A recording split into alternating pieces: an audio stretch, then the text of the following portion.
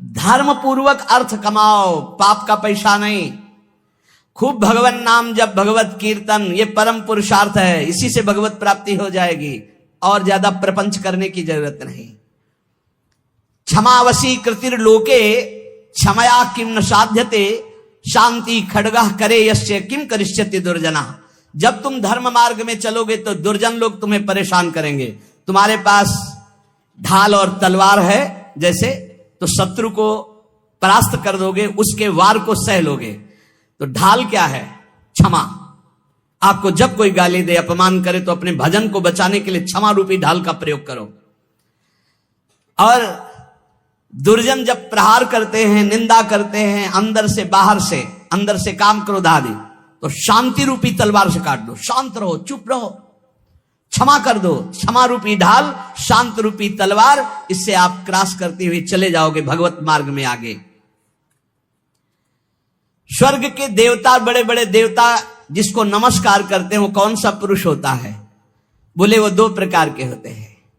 एक होते हैं जो बलपूर्वक दंड देने में क्षमता रखते हैं, पर उनका अपमान निंदा करो वो सह लेंगे, और निर्धन होने पर भी, अवसर आने पर सब कुछ लुटाने के लिए तैयार है। इन दो पुरुषों को बड़े बड़े देवता भी नमस्कार करते हैं। गरीब होने पर भी दान देने का उत्साह, और बलवान होने पर भी सहनशीलता।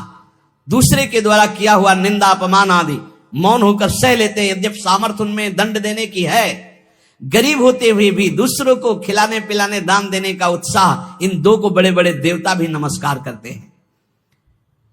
द्वांभसी निवेष्टव्यो गले बद्ध्वा दृढ़ाम शिलाम, धनवंत मादातारम दरिद्रम चातपस्विनम।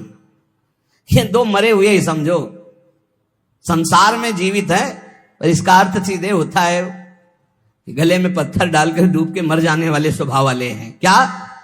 जो धनी होने पर भोग विलासिता में पैसा खर्चा करते हैं। एक होटल में गए, लाखों रुपए खर्चा कर दिए।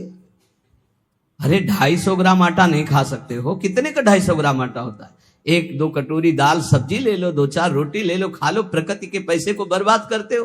5 लाख उड़ाया है, 5 लाख में 500 आदमी खूब बढ़िया भोजन पाते और बढ़िया स्वस्थ रहते। ऐसे विचार करना चाहिए। दुर्गति किनकी होती? जिनको इस जन्म में धन मिला और वो दूसरों की सेवा में, भागवतिक सेवा में न लगाकर भोगों में लगाते हैं।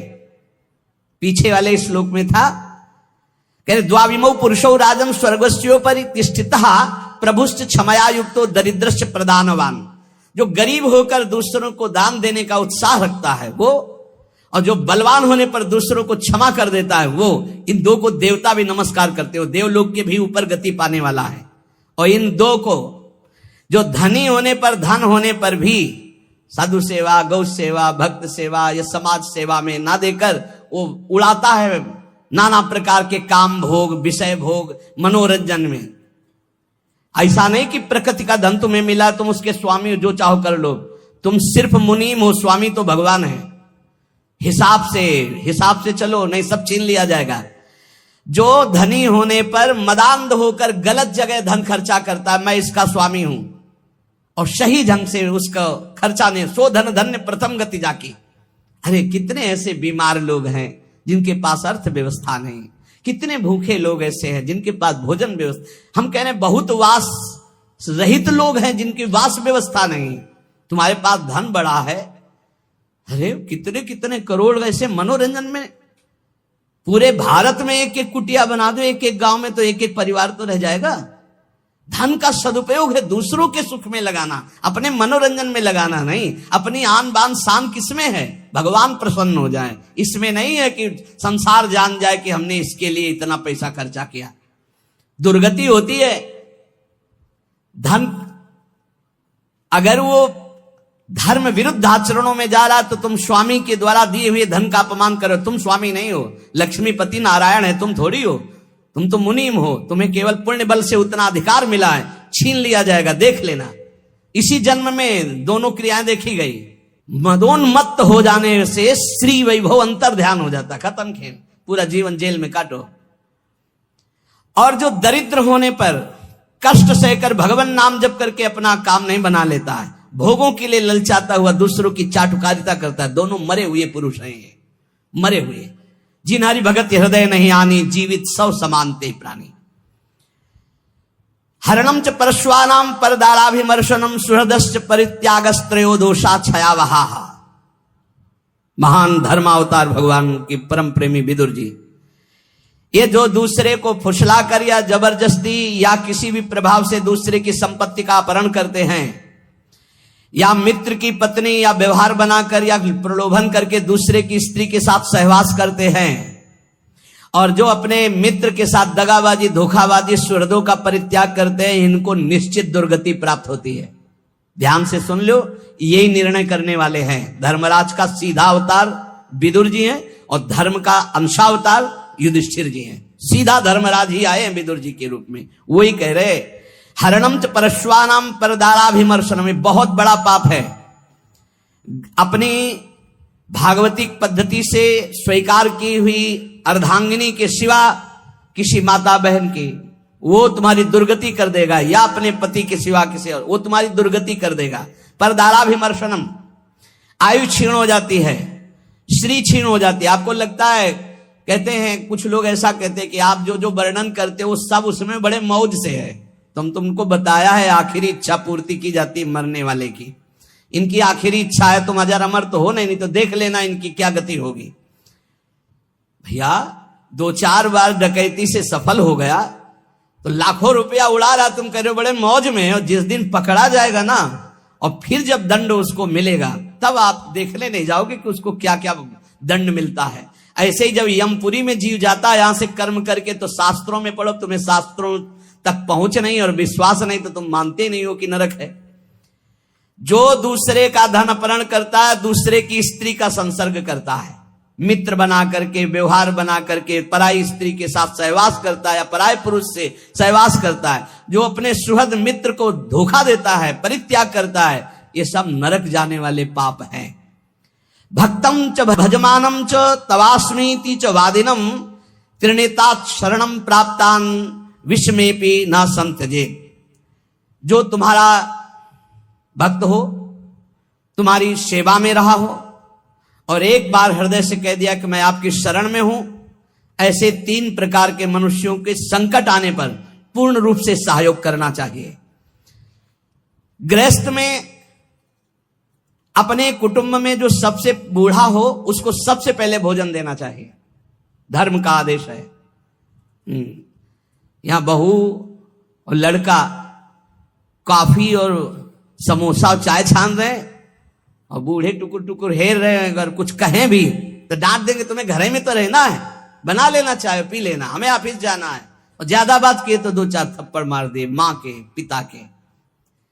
कुटुंब में सबसे पहले भोजन का अधिकार किनको है? गरम गरम भोजन बना के पहले वयोवृद्ध, फिर दूसरा अधिकार बच्चे, फिर तीसरा अधिकार अपने जो आए हुए जन हैं, जो घर के जन हैं। बनाने वाला सबसे बाद के, ये नहीं कि बनाने वाला पहले चक्क छान के फिर जो मनाया सो परोस दिया। ये वो रसोई में कभी कमी नहीं हो सकती जो ऐसी रसोई होगी।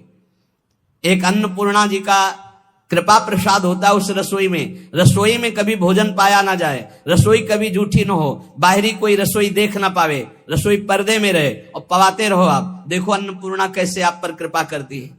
लेकिन यहाँ तो ऐसे दलित दुराए की हद है, हद है। वो उतार के रखा, धुआं निकला, मुंह में डाल के खा रहे हैं, वही खा रहे हैं, परोसा। ना भगवान से मतलब, ना भगत से मतलब है, ना बूढ़ों से मतलब है, ना ऐसी दलिद्रता छाई हुई है रसेंद्री जनेन्द्री की पूछो मत। ध्यान से सुनो, इसीलिए महापुरुषों के वचन सुना रहे। आज से जो सुन रहे हैं, भोजन में सबसे पहला अधिकार रसोई में वयोवृद्ध का है।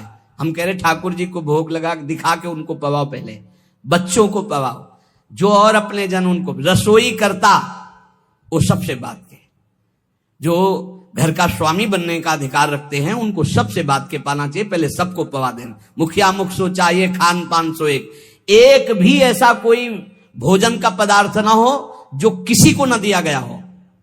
छुपाव नहीं होना चाहिए। रसोई में जो बने सबको, पंगत में जो परोसा जाए सबको, नहीं परोसा ही ना जाए। ध्यान रखना, नहीं इससे अपराध लगता है। 20 को कुछ और, 30 को कुछ और, 50 को कुछ और, ऐसा एक मुखिया मुख सो चाहिए, खान पान सो एक। घर में जो चीज बनाओ वो सबको बराबर दो। ऐसा नहीं होना चाहिए कि आप अपने लिए कुछ अलग, उनके लिए कुछ अलग। जब अपनी मोह वृत्ति होती है, सत्संग का ज्ञान नहीं होता तो अलग अलग होता है, बहुत विचित्र होता है, बड़ा अपराध बनता है। दूसरा, अपने संबंध में जो संकट में पड़ा हो तो बिना बुलाए अपने आप जाकर उसका सहयोग करना चाहिए। तीसरा, यदि अपनी बहन संतानहीन हो, व्यवस्था ना हो और वो अपने पास रहना चाहे तो आदर के साथ पूरे जीवन उसको रखना चाहिए। भगवान धर्म स्वरूप विदुर जी कह रहे, अगर गृहस्थी में रहकर ये 4 आचरण संभाल ले जो अभी बोले गए और नाम जप करे तो भगवान की प्राप्ति निश्चित है। बड़े बूढ़ों को भोजन में सबसे पहला अधिकार है। बड़े बूढ़े भगवान साक्षात, मातृ देवो भव, पितृ देवो भव। यदि तुम्हारा कोई संबंधी कष्ट में है तो बिना बुलाए जाओ, उसका सहयोग करो। और यदि तुम्हारी बहन संतानहीन, धनहीन है, परिवार में उसको नहीं रखा जा रहा, आप आदर पूर्वक जीवन भर रखो, इससे भगवान प्रसन्न हो जाएंगे। षट दोषा पुरुषेणे हातव्या भूति विच्छता, निंद्रा तंद्रा भयम क्रोधम आलस्यम दीर्घ सूत्रता। ये 6 दोष जिसमें होते हैं उसे भगवत सिद्धि प्राप्त नहीं होती।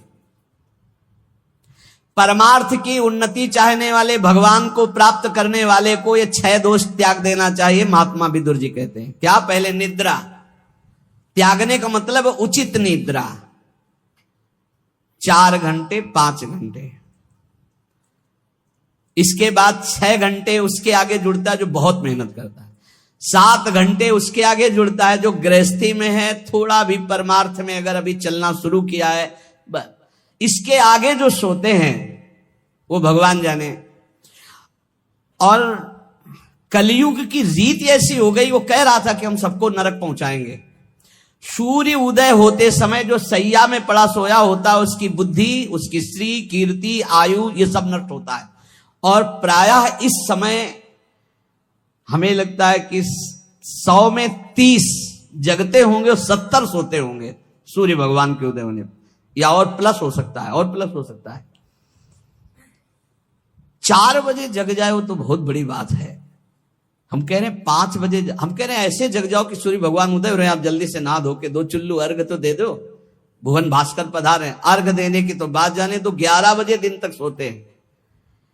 हमें लगता है इनकी जिंदगी क्या है जो 11 बजे दिन तक सोते। 11 बजे तो विश्राम का समय दूसरा आ जाता है। 1 बजे रात के जगे तो 11 बजे तो थोड़ा विश्राम का समय आ जाता है। ये 11 बजे तक जगते होंगे तो राजभोग कब पाते होंगे? फिर इनका शयन भोग तो निशाचरी ही होता होगा रात्रि में 11 के बाद, नहीं 2 बजे सोते होंगे। 3, 4, 5, 6, 7, 8, 9, 10, 11, मतलब कम से कम 9 घंटे सोते हैं। ये जिंदगी ठीक नहीं, इससे पूरा का पूरा आपका परमार्थ नष्ट हो जाएगा। विदुर जी महाराज कह रहे, एक बार कुछ ऐसे नाइट ड्यूटी वाले जन हैं, तो हमें लगता है अगर ऐसा कुछ हो तो सूर्य उदय के समय उठ जाओ, हाथ मुंह धो करके यार सूर्य भगवान को प्रणाम करो और थोड़ा नाम जप करो, फिर सो जाओ। अगर आप रात में जगे ड्यूटी पर सूर्य उदय के होते समय अगर सोते मिले तो आपके सुकृत नष्ट हो जाएंगे। पक्का समझो, आपका श्री वैभव क्षीण हो जाएगा। आपको लगेगा बहुत धनी है।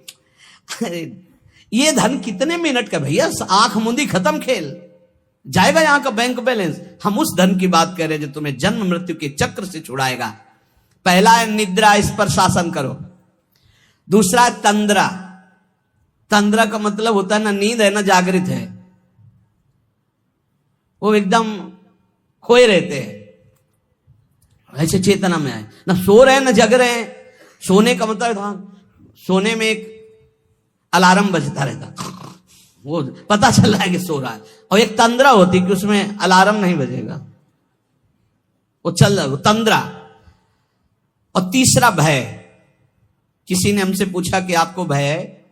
मुझे लगता है आपको कभी कोई भय नहीं, क्योंकि आपका सत्संग सुनते हैं। हम कहा एक भय है, एक भय हर समय बना रहता है कि लाखों की श्रद्धा है, हे भगवान कभी हमारे द्वारा मन वचन कर्म से ऐसा कोई कार्य न बन जाए जिससे किसी की श्रद्धा नष्ट हो जाए, उसका भगवत मार्ग रुक जाए। बस एक बात का भय रहता है, हमारे द्वारा कहीं कोई ऐसी वचन न निकल जाए किसी को पीड़ा पहुंचे, हमारे द्वारा कोई ऐसा कर्म न बन जाए जिससे किसी की श्रद्धा नष्ट हो जाए। क्योंकि संतों पर श्रद्धा बहुत समय के बाद होती है, समय समय पर ऐसा भगवान का एक संत की क्रिया से लाखों संतों की प्रति अश्रद्धा हो जाएगी। हे प्रभु, कभी हमारे द्वारा ऐसा आचरण न बने, हमारे वचन ऐसे न निकले, हमारा कोई ऐसा भाव न हो जिससे किसी की श्रद्धा का नाश हो। इस बात से भय लगता है, बस किसी की श्रद्धा नष्ट ना हो। हमारी गति दुर्गति को से कोई फर्क नहीं, सामने वाले की गति ना बिगड़े, उसका भाव मंगल मन रहे, हमारे अंदर कोई ऐसी वार्ता ना आ जाए, कोई ऐसा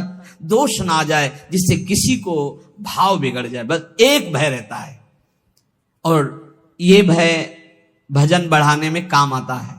यही डर ही डरपि हरिवंश हित, जिनो भ्रमय गुण सलिल पर, जी नामन मंगल लोक त्यू सुहरिपद भज न विलंब कर। इस डर से डरते रहना चाहिए कि कहीं हमें माया की त्रिगुणात्मिका वृत्ति फिसला न दे। इसलिए हर समय जिनका नाम तीनों लोकों का मंगल करने वाला है, उन हरि का जप करते रहना चाहिए, राधा राधा हरि हरि। और भय, ये अन्य भय भगवान की प्राप्ति में बाधा पहुंचा देगा। निद्रा, तंद्रा और भय और क्रोध, ये तो निश्चित समझो, अनुभव की भी बात कह रहे हैं, महीनों के भजन को शांत कर देता है। जो भजन का तेज उत्पन्न होकर ज्ञान प्रकाशित करता है, उसी को बैठाल देता है। क्रोध नहीं आना चाहिए, गुस्सा नहीं आनी चाहिए। और आलस्य, ये आलस्य भजन मार्ग में बहुत ही घातक है। अरे कल कर लेंगे, 11 माला तो कहा है, आज 5 कर लिया है, कल 11 और 6 कर लेंगे, और कल ही आलस्य दिखाएगा, परसों कल धीरे धीरे खत्म नियम। दीर्घ सूत्रता, हर कार्य को आगे टालते रहना। निद्रा, तंद्रा, भय, क्रोध, आलस्य, दीर्घ सूत्रता, ये 6 दोष भगवत प्राप्ति नहीं होने देते, इसलिए इनका त्याग करें। जो अपने सुख में प्रसन्न नहीं होता, दूसरे के दुख में हर्षित नहीं होता, जो दान देने के बाद कभी किसी से बोलता भी नहीं है कि मैंने इतना अमुक को दिया, बिल्कुल शांत, कोई जानता ही नहीं कि दिया, वह भगवत मार्ग में आगे बढ़ता चला जाएगा। चाहे जैसा सम्मान, प्रियता, सुख, अनुकूलता, बिल्कुल गंभीर। दूसरे का दुख देखकर दुखी होना, ना कि हर्षित होना। और अपना जो दान है वो कोई जान न पावे कि हमने दिया है। ऐसे 3 प्रधान आचरण ये हैं जो भगवत मार्ग में आगे बढ़ाते हैं। एक भक्त थे, एक दिन वो कह रहे थे कि हमारे हृदय में एक प्रबल लालसा जागृत हुई, जैसे छत्रपति वीर शिवाजी ने अपने गुरुदेव को सब कुछ दान कर दिया। मेरा हृदय कहता है मैं अपने गुरुदेव को अपने प्राण तक दान कर दूं, फिर भी मैं संकुचित हूं कि गुरुदेव को मेरे प्राण किस काम में आएंगे। जब मैं देखता हूं कि अपने गुरुदेव को जो देना चाहता हूं अरुचि है, तब मुझे लगता है क्या करूं जिससे मैं अपने गुरुदेव को प्रसन्न कर लूं। अंदर ये बात जरूर है, और ऐसा नहीं कि वो कोई साधारण पुरुषों में कि घर गृहस्थी के ऐसे ही नहीं, ऐसे नहीं, अरबों खरबों का वैभव है उनके पास, बस ऐसे साधारण पुरुष की तरह रहते हो। दोनों पति पत्नी रो कैसे कह रहे थे, हृदय में लालसा। पर जब मैं देखता हूं कि मेरे पास जो कुछ है वो सब घास फूस है उनके लिए, तब लगता है क्या ऐसा कर दूं कि मेरे गुरुदेव प्रसन्न हो जाए। ये बात जिनके हृदय में बनी रहती है कि मेरे इष्ट देव कैसे प्रसन्न हो, मेरे गुरुदेव कैसे प्रसन्न हो, वो कभी दोष कर ही नहीं सकते। बोले मुझे कभी कुछ नहीं चाहिए, न परम पद चाहिए, न कुछ भागवतिक चाहिए, न लौकिक चाहिए, आपकी केवल मुस्कुराहट चाहिए कि मेरे गुरुदेव प्रसन्न रहे। बस इसी बात से मैं जलता रहता हूं कि मैं क्या करूं जिससे मेरे गुरुदेव प्रसन्न हो जाए। ये बात जिनके गुरु प्रसन्न तो साहवन कूला, मिटी सकल कल्पित भयशूला। जो समुद्र पर्यंत पृथ्वी का वैभव प्राप्त होने पर भी खुश नहीं होता, ये खुशी का विषय नहीं, खुशी का विषय है भगवान की प्राप्ति होना। जो प्रचुर धनराशि का स्वामी होकर भी उसका भोग नहीं करता, अपनी इंद्रियों को वश में करके उतना ही उचित। एक हमने देखा, बड़ा वैभव था, लेकिन वो उतना ही प्रयोग करते थे जितना, अगर उनको 100 ग्राम पानी की जरूरत है तो 5 ग्राम पानी भी एक्स्ट्रा नहीं गिरने देंगे। कहते हैं प्रकृति का है ये, उतना ही लो जितना आपको जरूरत है, बिजली उतना ही लो जितनी जरूरत है, वस्तु बहुत है लेकिन उतना ही प्रयोग करो जितना जरूरत है, वो प्रकृति की है, भगवान ने आपके हिस्से में दी, प्रकृति की सेवा में लगा दो। समुद्र पर्यंत पृथ्वी का वैभव, प्रचुर धनराशि का स्वामी होकर भी जो अपनी इंद्रियों पर अधिकार रखता है, फूला नहीं होता, अभिमान नहीं करता, उचित प्रयोग करके दूसरों की सेवा में लगाता है, वो भगवत प्राप्ति के लिए आगे बढ़ जाता है। और जो उसका इंद्रियों के वश होकर भोगों में व्यतीत करता है, वो ऐश्वर्य से भी भ्रष्ट हो जाता है और दुर्गति को प्राप्त होता है।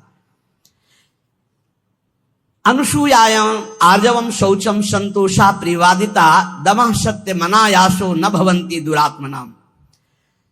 किसी के गुणों में दोष न देखना, सरल स्वभाव रखना, पवित्र वस्त्र, पवित्र शरीर, पवित्र विचार रखना, संतोष, प्रिय वचन, इंद्रियों को भोगों से हटाना, सत्य भाषण करना और क्लेश तनिक भी मन में ना आने देना, संतुष्टायन के हर स्थिति में प्रसन्न रहना सीखो।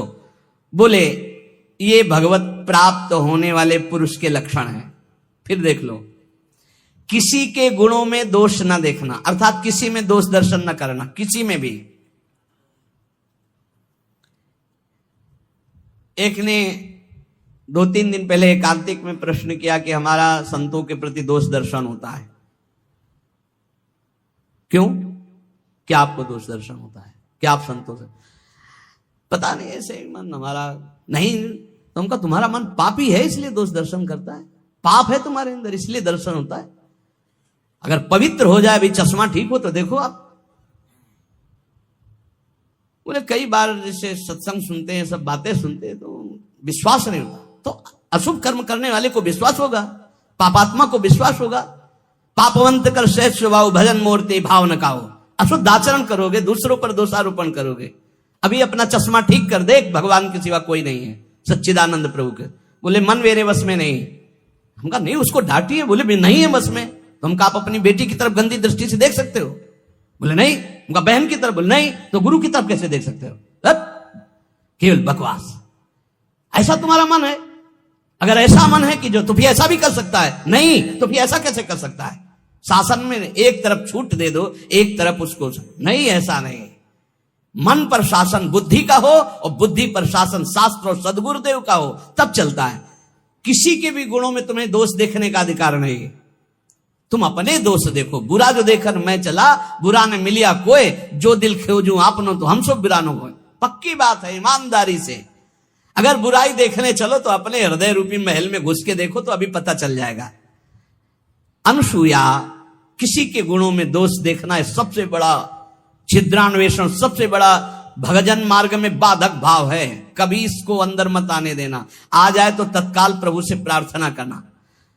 सरल स्वभाव रखो, पवित्र वस्त्र रखो, पवित्र शरीर रखो, पवित्र विचार रखो, संतोष भाव रखो, प्रिय वचन बोलो, इंद्रियों को खुला मत छोड़ो, सत्य भाषण, क्लेश सहो, जितने भी दुख आवे आनंद पूर्वक सहो। तो बोले ऐसे लक्षण भगवत प्राप्त महापुरुषों में। अब वो भगवत प्राप्ति करने वाला है या भगवत प्राप्त होने ही जा रहा है, जिसके अंदर ये लक्षण आ जाते हैं और भजन परायण रहता है। हिंसाम बलम साधु नाम राज्ञाम दंड विवर्ध बलम शुशुषातु बलम स्त्रीणाम क्षमा गुणवताम बलम। दुष्ट पुरुष कटुक वचन और मारपीट करके अपना बल दिखाता है, लेकिन जो साधु पुरुष होता है वो मुस्कुराकर सहकर अपने बल का दर्शन कराता है। बलवान कौन? जो दूसरों के द्वारा कटु वचन विपरीत व्यवहार करने पर भी मुस्कुरा के चला जाता है, वही गुणवान है, वही बलवान है, वही क्षमावान है। इसलिए हे राजन, मैं मधुर शब्दों में कह रहा हूं कि यदि तुम्हें भगवत प्राप्ति करनी है तो ये निद्रा, तंद्रा, भय, क्रोध, आलस्य, दीर्घ सूत्रता, इनको त्यागो।